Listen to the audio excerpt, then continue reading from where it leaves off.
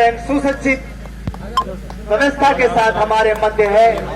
मैं इन तीनों साथियों का रेवाड़ी जिले की सभी सरदारी की तरफ से हार्दिक अभिनंदन करता हूं, स्वागत करता हूं। Thank you. सम्मानित मंच से मेरा अनुरोध कि प्लीज उससे पहले जो उनको फूल माला फैलाकर स्वागत किया जाए। हमारे तीनों साथी रिजवा भारत संकल्प यात्रा के रथ को लेकर हमारे 2047 तक आत्मनिर्भर और चिंता को गाड़ी से उखाड़ फेंकेंगे। विरासत पर जो मुझे बहुत अच्छा लगता है कि मैंने आपकी मेहरबानी से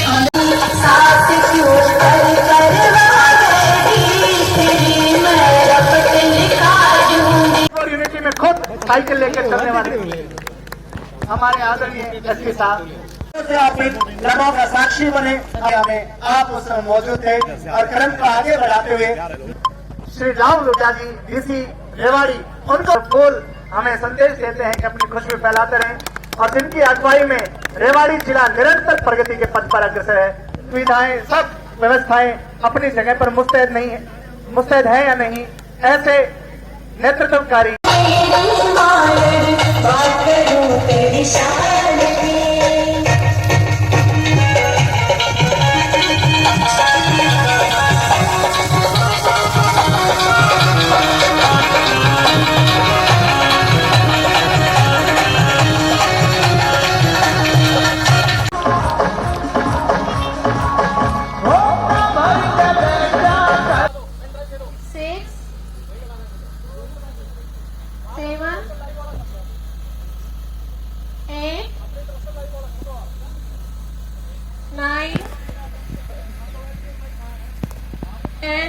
जो योग का प्रचार और प्रसार हुआ है उसके लिए सभी शुभारंभ हुआ और इस प्रोग्राम में सभी हमारे सरकारी अधिकारी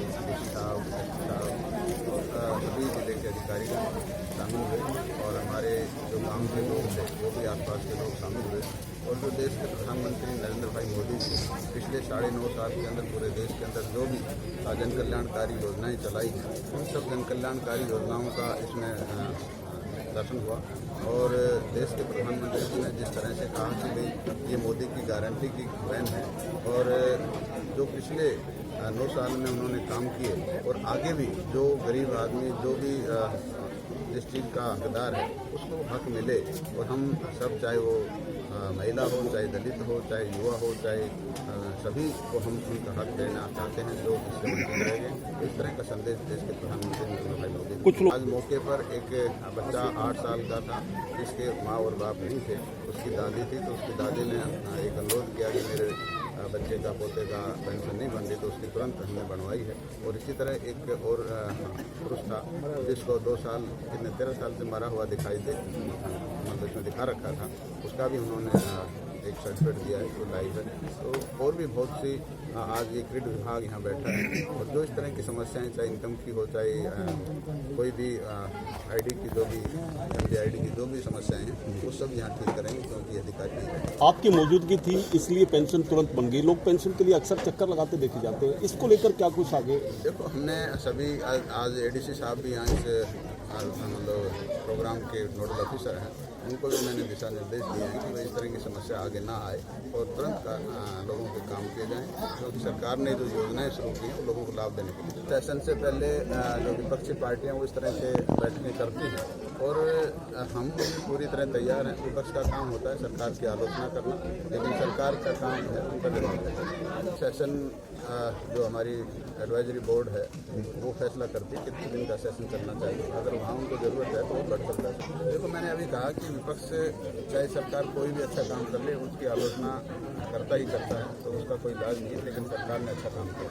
देखो ये गलत है, सभी हमारे देश का जो भी धर्म रहते हैं उन सबका अधिकार है, उनका मान सम्मान करना हमारा अधिकार है। तो ये नहीं कि हिंदुओं की छुट्टी कम करके मुसलमानों की बढ़ाएं तो ये गलत है। सभी का मैं ये कहता हूँ उनकी भी होनी चाहिए लेकिन हिंदुओं को कम। तुष्टीकरण की कहीं राजनीति है? ये बिल्कुल है, मैं तो यही कहता हूँ कि भाई हिंदुओं को भी बराबर हक है, मुसलमानों को भी है।